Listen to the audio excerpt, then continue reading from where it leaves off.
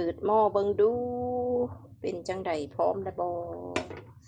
ยัดใส่หมูใส่เส้นร้อน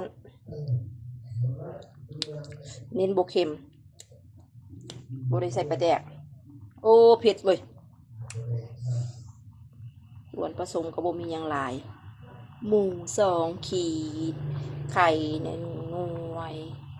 เส้นร้อน1 กำมือหักหอมป้อม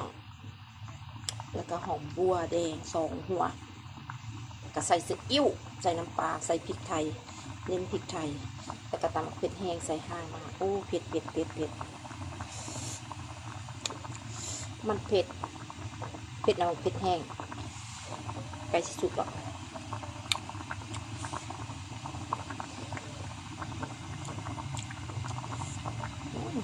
จ้ะ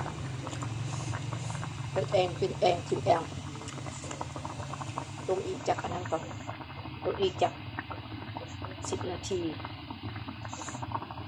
ให้เปลือกมันเปื่อยอีก10 นาทีสักจับครั้งแรกมักเด็กงัดใส่หมูบ่ได้ใส่ปลาแดก